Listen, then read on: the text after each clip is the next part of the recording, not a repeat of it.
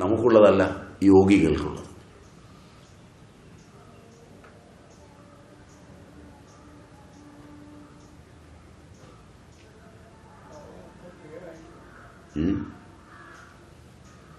നമുക്ക് ശിവരാത്രി ഇല്ല. നമുക്ക് എല്ലാ രാത്രിയും കാളരാത്രിയാണ്.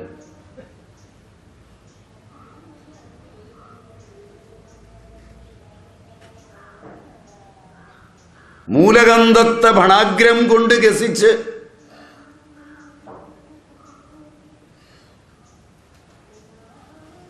സ്വാധിഷ്ഠാനത്തിലെ അഗ്നി കൊണ്ട് ഇളകിയാടി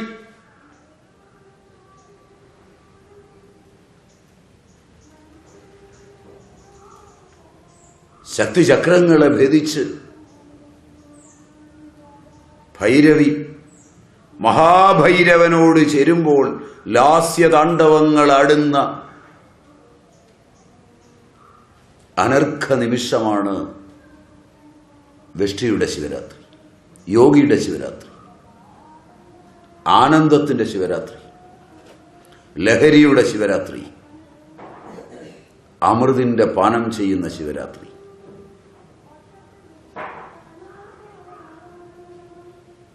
യോഗഭൂമികയിൽ വെച്ച് ആനന്ദാമൃതം ഭുജിക്കുന്ന യോഗി പരയുടെ ഉത്കൃഷ്ടമായ പാല് നുകർന്ന് അനുഭവിക്കുന്ന നകാരത്തിൻ്റെയും മകാരത്തിൻ്റെയും ശികാരത്തിൻ്റെയും വകാരത്തിൻ്റെയും യകാരത്തിൻ്റെയും നാദബിന്ദുക്കളുടെയും പഞ്ചാക്ഷര സംയുക്തമായ മന്ത്രതാണ്ഡവം കണ്ടെത്തുന്ന അനർഗള മുഹൂർത്തമാണ് നമഃശിവായ പ്രേരിതമായ മന്ത്രശിവമായ ശിവരാത്രി.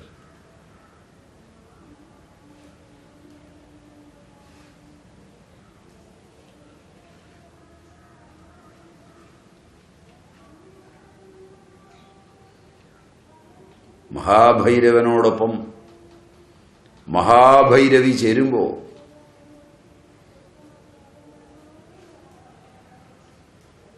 മഹാശക്തിയും കുണ്ടലിനിയും ബിസതന്തു തനീയസിയും ഭവാനിയും ഭാവനാഗമ്യയും ഭവാരണ്യകുഠാരികയുമായ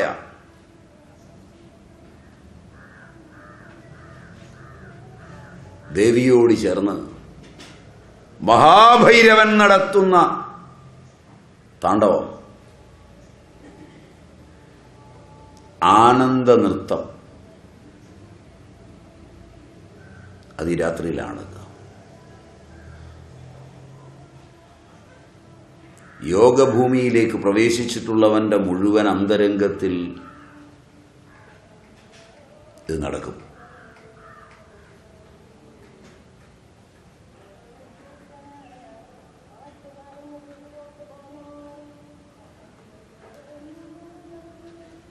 സ്മരിക്കുന്നത് പോലും ഉത്തമം, ഉത്തമോത്തമം. ആശ്രമവും നിങ്ങളിത് സ്മരിക്കാനൊരവസരം ഉണ്ടാക്കിയത് പോലും പുണ്യാൽ പുണ്യതരം.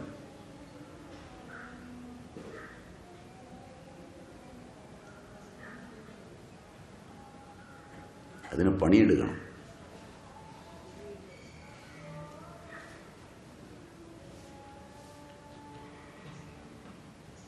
ചെറിയ പണി പോരാ. ചെറിയ പണി കൊണ്ടൊന്നും മൂലഗന്ധം ഭണാഗ്രേണ ഗ്രസിച്ച് സ്വാധിഷ്ഠാനത്തിലെ അഗ്നിയിൽ തപിച്ചത് കയറില്ല.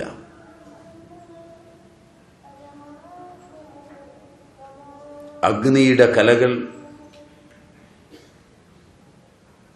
സൂര്യന്റെ കലകൾ, ചന്ദ്രന്റെ കലകൾ, ഇതിനെയൊക്കെ കടന്നത് മുകളിൽ കയറണം. ലാസ്യവിലാസ ലോലയായ ഭൈരവി മഹാഭൈരവനോട് ചേരണം. അതുവരെ ഇത് താഴെ കിടന്ന് ചേരുകയുള്ളൂ. താഴെ കിടന്ന് ചേർന്നാൽ പുത്രസമ്പത്തുണ്ടാവും, ആത്മസമ്പത്തുണ്ടാവില്ല.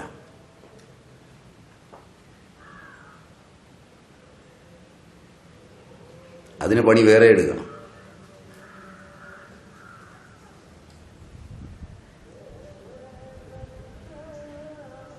ആദ്യത്തെ സമ്പത്തുണ്ടാക്കുന്ന പണിയൊക്കെ നിങ്ങൾക്കറിയാം, അതിന് പഠിപ്പിക്കുകയൊന്നും വേണ്ട. ശരിയല്ല, ശരിയല്ല. രണ്ടാമത്തതിന് നല്ല ഗുരുക്കന്മാരെ പോയി കാണണം. അവർക്ക് തോന്നണം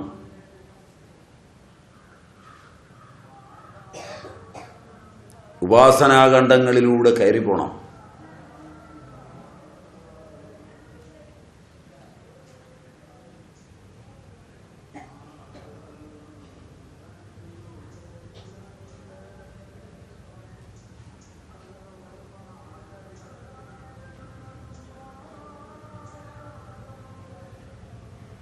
ആനന്ദ നടനം എന്ന് പറയും, അത്ഭുത നടനമെന്ന് പറയും. ഇത് യോഗികൾ കാണും.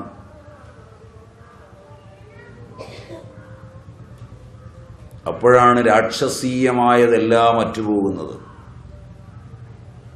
ഇതാണ് രാവണൻ കണ്ടത്.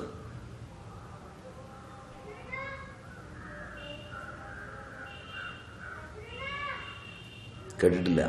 ശിവതാണ്ഡവ സ്തോത്രം എന്ന് പറയും. കണ്ടെഴുതുക. മഹാഭൈരവനും ഭൈരവിയും ചേർന്നാടുന്ന നൃത്തം, ലാസ്യ താണ്ഡവങ്ങൾ ഒരുമിച്ച്.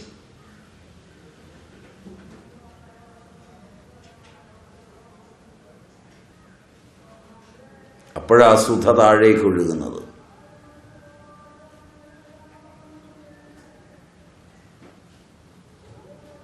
വിഷം പാനം ചെയ്ത് ലോകത്തെ മംഗളകരമാക്കി ചെയ്ത്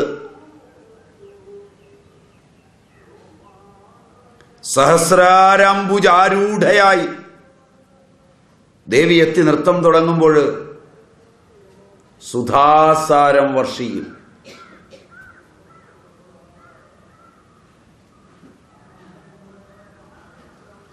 സുധാസാരാഭിവർഷിണി.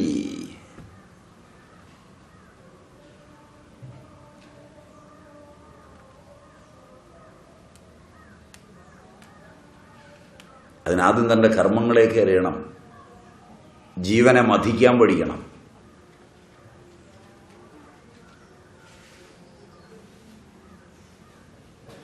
ഈ ജന്മത്തെ മഥിക്കാൻ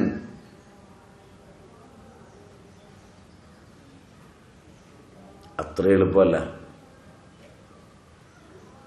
എത്ര ജന്മങ്ങളുടെ കാഗോളമാ ഭുജിച്ചിരിക്കുന്നത്. വിഷകലയിൽ അത് മുഴുവനുമായിരിക്കുന്നത്. അമൃതകലയിൽ അമൃതവിരിപ്പുണ്ട്.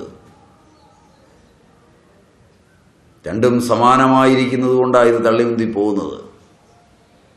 വിഷകലയിൽ ഏറ്റം കൂടിയാൽ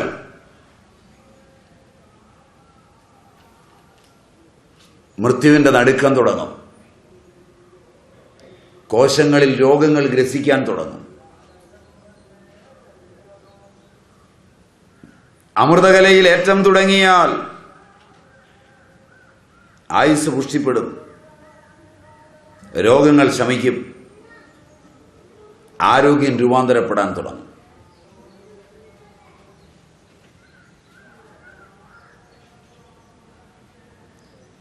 ഒന്ന് പാപത്തിൻ്റെയും ഒന്ന് പുണ്യത്തിൻ്റെയും ഫലം.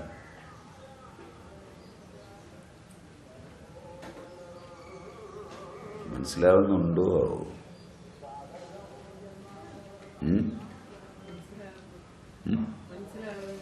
ഏതാണ്ടൊക്കെ ഇല്ലേ?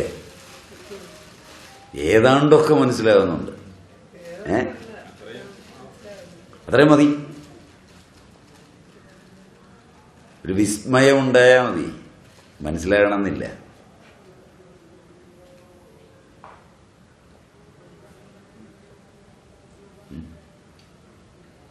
ഒരളവിൽ മനസ്സിലാകാതിരിക്കുന്നതാണ്.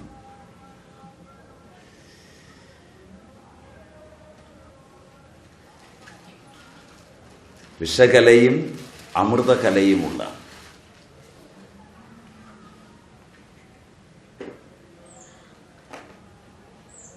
കുണ്ടലിനിയെ കയറാക്കി മേരുവിനെ തൻ്റെ മേരുദണ്ഡത്തെ പർവ്വതമാക്കി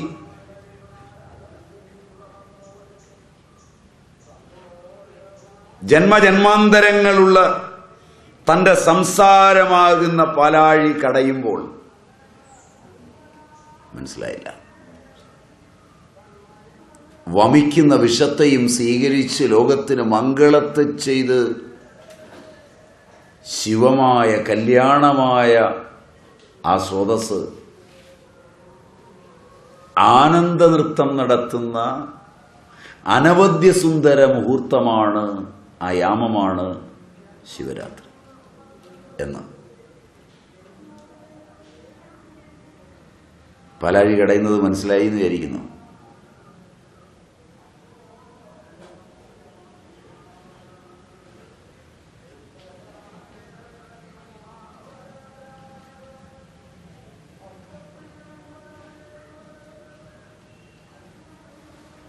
അമൃതസമുദ്രം കടയുക,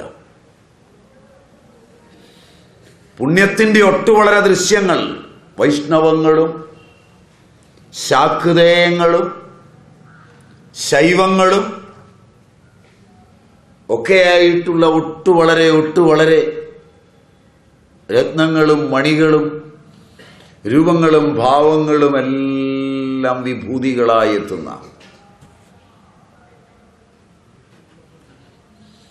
അനന്തവിഭൂതികളുടെ ഒരു ലോകമാണ് ഈ പാലാഴി.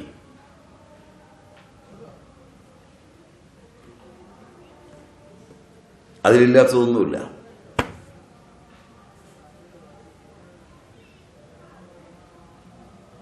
ഈ അനന്തവിഭൂതികൾ അത്രയും സ്വീകരിക്കാൻ ആളുകളും റെഡിയാണ്. പുണ്യത്തിൻ്റെയും വലിപ്പത്തിൻ്റെയും ജന്മജന്മാന്തര പാപങ്ങളുടെ വിഷം ഉറഞ്ഞുകൂടി കിടക്കുന്നത് സ്വീകരിക്കാൻ പുണ്യസ്യ ഫലമിച്ഛന്തി പുണ്യം നച്ഛന്തി മാനവാഃ ന പാപ ഫലമിച്ഛന്തി പാപം ചരതി പുരുഷഃ. ശരിയാണോ?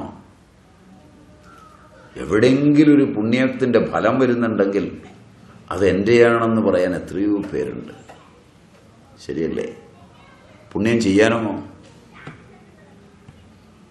പുണ്യം ചെയ്യാനോ ഇഷ്ടമുണ്ടോ? പുണ്യം ചെയ്യാൻ ആർക്കും ഇഷ്ടമുണ്ടാവില്ല. ആരെങ്കിലും പാപത്തിന്റെ ഫലം ഇച്ഛിക്കുവോ?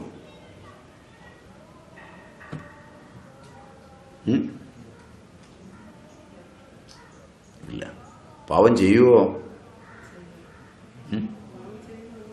അതേ ചെയ്യുള്ളൂ. വലിയ ഇഷ്ടമാണ് പാപം ചെയ്യാൻ.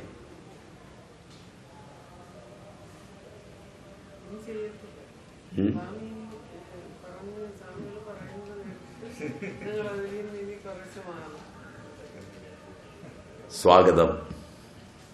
ഞാനതിനെതിരെ പറയുന്നില്ല. സ്വഭാവം മനുഷ്യൻ്റെത് ഇതാണെന്ന് ഞാൻ പറഞ്ഞു എന്നേ ഉള്ളൂ. ഇതിന് ഈ കടയലിൻ്റെ അനുഷ്ഠാനങ്ങൾ എന്തൊക്കെയാണ്? ഈ കടയുന്നതാണ് ശിവരാത്രി എന്ന് പറഞ്ഞു. ശരിയല്ല. കടഞ്ഞു ലഭിക്കുന്ന ആനന്ദ നൃത്തത്തിന്റെ മുഹൂർത്തവുമാണെന്ന് പറഞ്ഞു. മഥനം ചെയ്യുന്നതിനുള്ള ഉപകരണങ്ങളും മഥനത്തിനുള്ള അനുഷ്ഠാന പ്രക്രിയകളും എന്താണ്?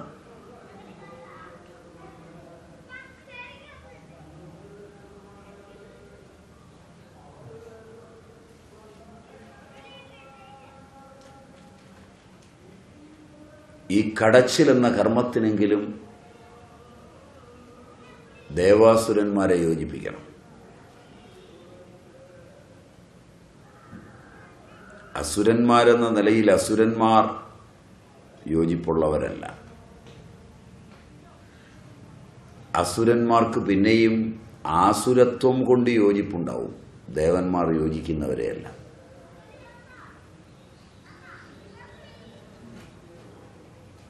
മനസ്സിലായില്ല?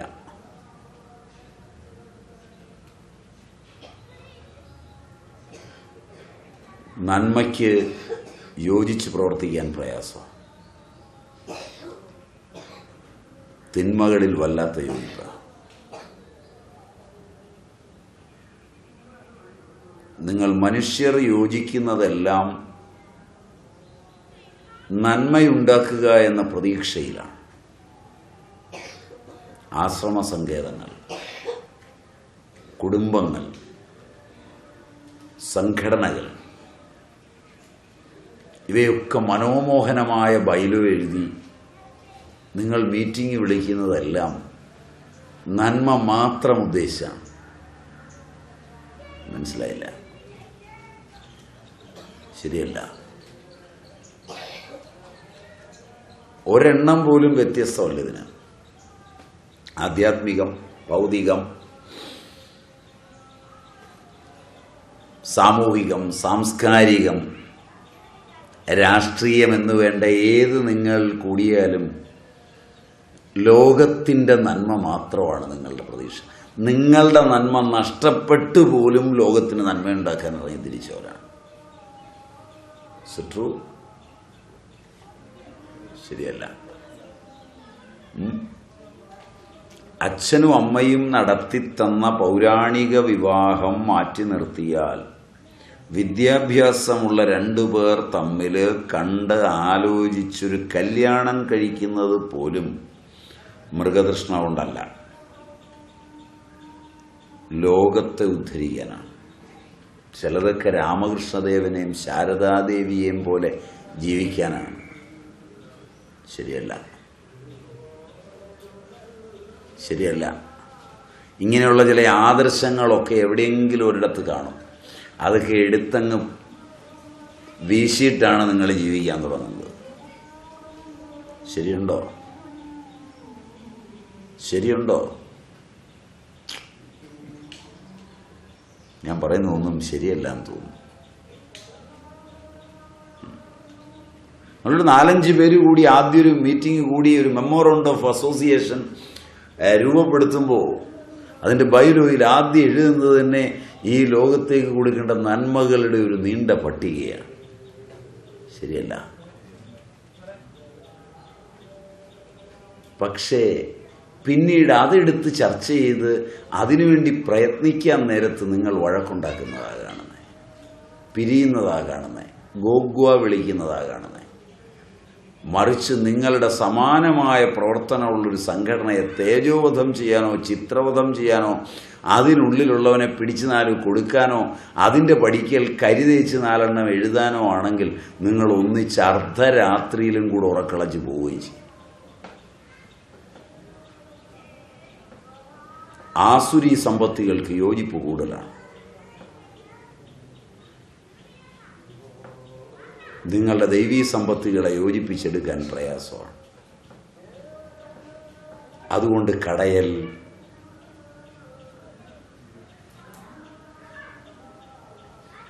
ഈ ശിവരാത്രിയിലും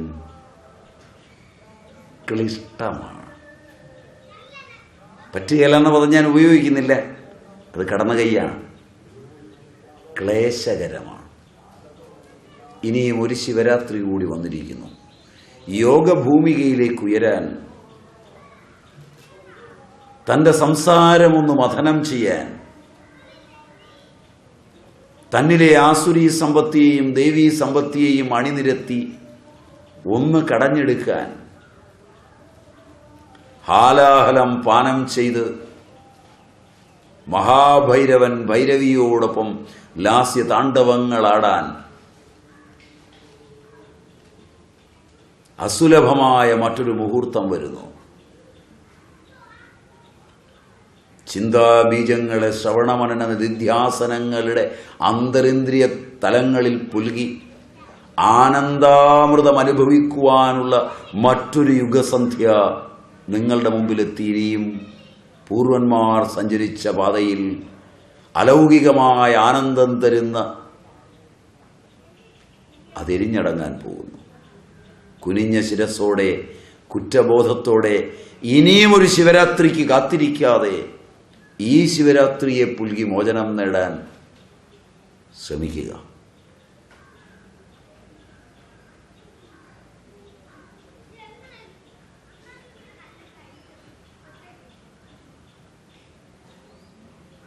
മാനവചേതനയുടെ അന്തരിന്ദ്രിയ മണ്ഡലങ്ങളെ ജാഗ്രത് സ്വപ്ന സുഷുപ്തികൾക്കപ്പുറമെത്തിച്ച് നാദബിന്ദുക്കളുടെ അലൗകിക ലാവണ്യത്തിൽ മന്ത്രനിഷ്ഠരായ യോഗികൾ കണ്ടെത്തിയ സാധനയുടെയും സാധ്യത്തിൻ്റെയും സിദ്ധിയുടെയും ലോകങ്ങളെ സമന്വയിപ്പിച്ച മറ്റൊരു യുഗസന്ധ്യ സമാഗതമാവുകയാണ്.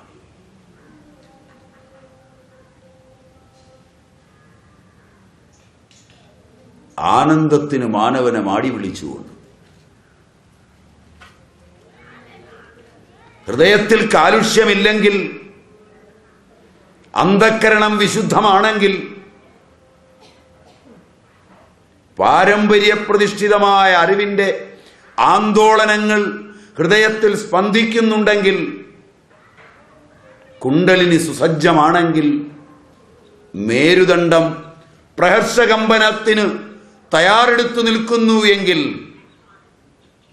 മൂലഗന്ധം ഭണാഗ്രം കൊണ്ട് ഗ്രസിച്ച് ചക്രങ്ങളെ ഭേദിച്ച് ഷഡ്ചക്രോപരി സംസ്ഥിതയായ ദേവിയിലേക്കെത്തി മഹാഭൈരവൻ ഭൈരവിയോട് ചേർന്ന് ആനന്ദനൃത്തം ചവിട്ടുന്നതിനുള്ള സുന്ദര മുഹൂർത്തമാണ് അടുത്തു വരുന്നത്.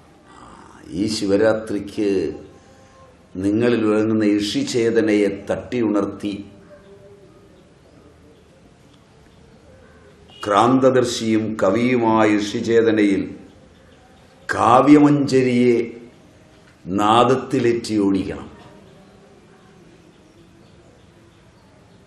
കാരണം ഈ ലോകങ്ങൾ ഭാവനാപ്രധാനമായ നാദബിന്ദുക്കളുടെ ലോകങ്ങളാണ്.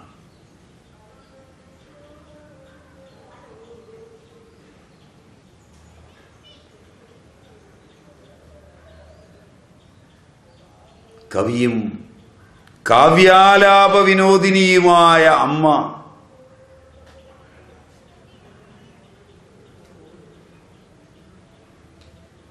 ഏറ്റിക്കൊണ്ടുപോകണം.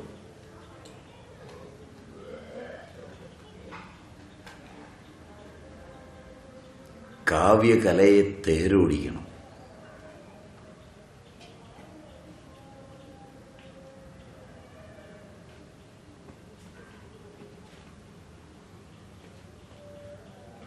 അതിന് ഹൃദയത്തിൽ വിശുദ്ധി വേണം.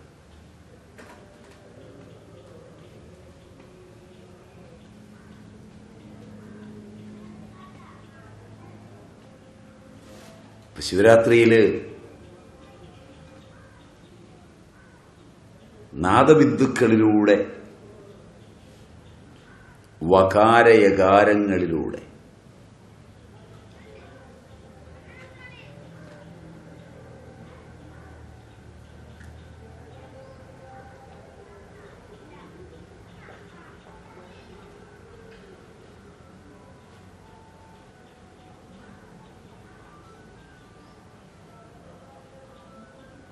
വസിഷ്ഠകുംഭോത്ഭവ ഗൗതമാര്യ മുനീന്ദ്ര ദേവാർച്ചിത ഓർമ്മയില്ല. വസിഷ്ഠകുംഭോത്ഭവ ഗൗതമാര്യ മുനീന്ദ്ര ദേവാർച്ചിത ശേഖരായ ചന്ദ്രാർക്ക വൈശ്വാനര ലോചനായ തസ്മൈ വകാരായ നമഃ ശിവായ. ശങ്കരൻ പാടും.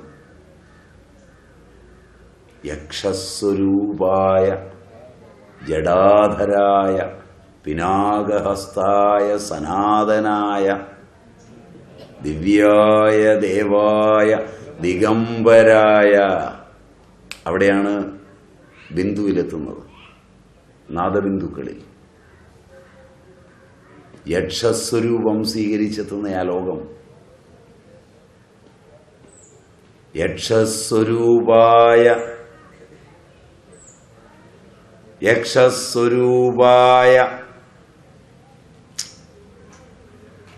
മറന്നുപോയി, ജടാധരായ പിനാകഹസ്തായ സനാതനായ ദിവ്യായ ദേവായ ദിഗംബരായ തസ്മൈ യകാരായ നമഃ ശിവായ. വകാരയകാരങ്ങൾ, നാദബിന്ദുക്കൾ. ജാഗ്രത്, സ്വപ്നം, സുഷുപ്തി, നാദം, ബിന്ദു. പഞ്ചമാത്രകൾ, പഞ്ചമുഖരുദ്രൻ.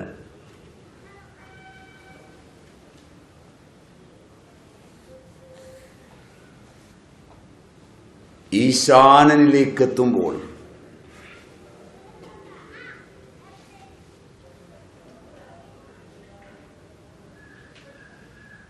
അതിൻ്റെ സുദിനം, അതിന് അന്ധക്കരണം ശുദ്ധമാക്കി വയ്ക്കുക.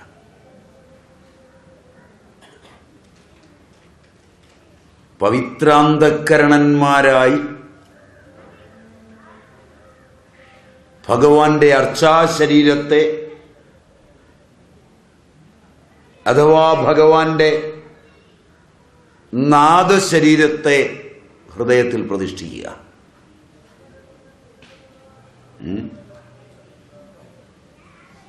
ഭഗവാന്റെ അർച്ചാശരീരം ശിവലിംഗം.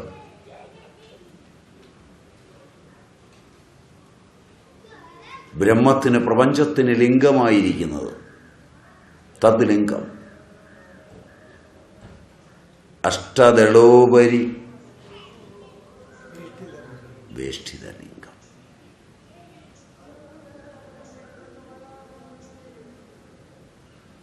അത് ഭഗവാന്റെ അർച്ചയാണ്, അർച്ചാവതാരമാണ്.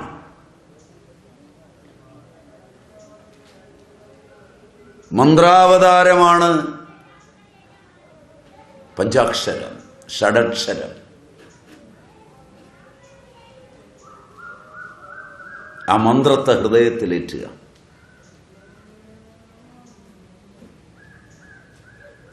അതിലെ നകാരത്തിലോ മകാരത്തിലോ ശികാരത്തിലോ ഉപാസിക്കുക. ജാഗ്രത്തിലോ സ്വപ്നത്തിലോ സുഷുപ്തിയിലോ.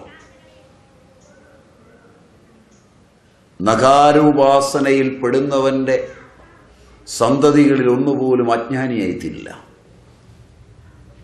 മുഴുവൻ ഉപാസിക്കണമെന്നില്ല. നകാരോപാസന, ജാഗ്രത ഉപാസന. സ്വപ്നോപാസവന്റെ പാരമ്പര്യത്തില് ഒരിംഗിതം പോലും നടക്കാതെ വരില്ല.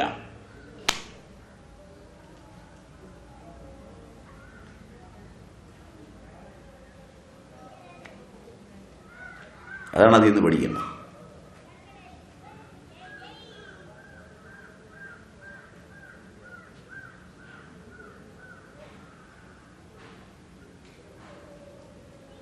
കൂടത്രയം കടക്കുന്ന കാരണഭൂതമായ സുഷുപ്തിയുടെ അന്തസത്തയിലേക്കിറങ്ങി മംഗളകാരകമായ ശികാരത്തെ ജപിക്കുന്നവന് പരാജയമേ ഉണ്ടാവില്ല.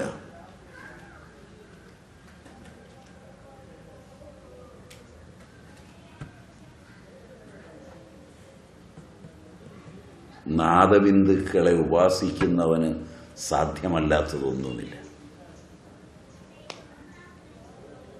പിന്നെ സർവോപാസനയുടെ കാര്യം നാവ് കൊണ്ട് ഞാൻ എന്ത് പറഞ്ഞു തരാൻ?